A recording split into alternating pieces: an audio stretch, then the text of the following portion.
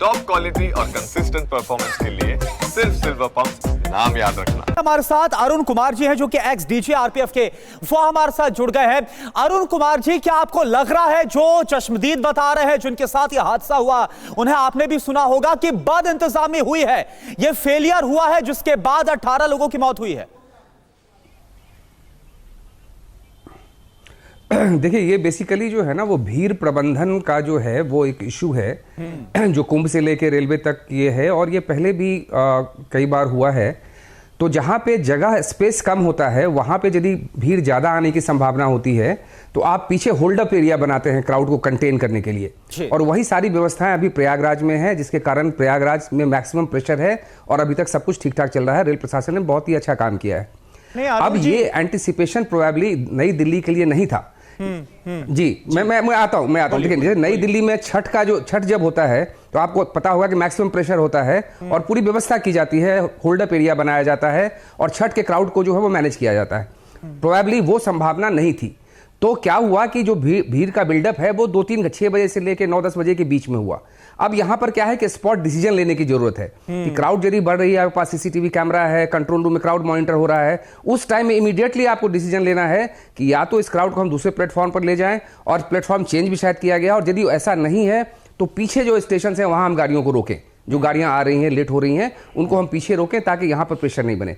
ये on the spot decision के बारे में खैर जांच होगी कि क्या हुआ, बट ये यहां पर जो है वो इमीडिएटली जो कोऑर्डिनेशन है रेलवे के डिफरेंट डिपार्टमेंट का, सेफ्टी सिक्योरिटी का, ऑपरेशन का, इन सब का कोऑर्डिनेशन जो है वो रिक्वायर होता है इमीडिएटली करने पे, क्योंकि एक बार जब भीड़ बढ़ गई और वहां हादसा हो गया फिर तो मुश्किल है। तो उसको रोकना, प्रिवेंशन जो है वो बहुत इंपॉर्टेंट है। और संभवतया नई दिल्ली स्टेशन पे इन्होंने ये एंटिसिपेट नहीं किया इस ढंग से क्राउड आ जाएगी, और यदि क्राउड आ गई तो उस time on the spot decision different department के कोऑर्डिनेशन का होना चाहिए था। वहां पे थोड़ी सी शायद चूक हुई है, बट स्टिल मतलब जहां पूरा हम देख रहे हैं, जैसे कुंभ का भी मैं 2013 में ADG law and order UP पे था, कुंभ में बैठा हुआ था, कुंभ मैनेज कर रहा था। कुंभ की सारी घटनाएं ठीक ठाक निकल गई, लेकिन शाम में वहां प्रयाग स्टेशन पे जो है वो हादसा हो गया जिसमें 40 लोग मर गए। फिर मैं 2019 में डीजी आरपीएफ था रेलवे। नहीं बिल्कुल अरुण जी, आपने एक एग्जाम्पल दिया, 2013 का एग्जाम्पल दिया। ऐसा लगता है, देखिए सबसे बड़ी चिंता का सबब यह है कि ऐसा लगता है कि जो पुराने हादसे हुए हैं उनसे हम कोई सबक लेने को तैयार ही नहीं हैं। इससे पहले भी हादसे हुए हैं जब ऐन वक्त पर प्लेटफॉर्म बदला गया है और लोगों की भीड़ जो है वो एक प्लेटफॉर्म से दूसरे प्लेटफॉर्म पर जाने की कोशिश करती है और फिर भगदड़ मच जाती है। यहां पर भी वैसा ही हुआ। दूसरी बड़ी जो नाकामी नजर आ रही है, खामी नजर आ रही है, जो कि रेलवे पुलिस भी मान रही है कि भाई हर घंटे आप 1500 जनरल टिकट काट रहे थे, वो भी तब जब आप देख रहे थे कि प्लेटफॉर्म पर इतनी भीड़ है। यहां पर भी ऐसा ही हुआ है।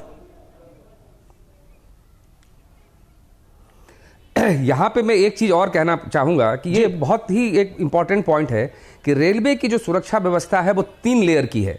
डिस्ट्रिक्ट पुलिस भी है, जीआरपी भी है, आरपीएफ भी है। अब टाइम बदलने की जरूरत है, अब सोचने की आवश्यकता है कि इसको रिव्यू किया जाए। कि यदि 1500 टिकट काट रहे हैं तो ये बीच का जो जीआरपी लेवल है उसका उस पर कोई कंट्रोल नहीं है।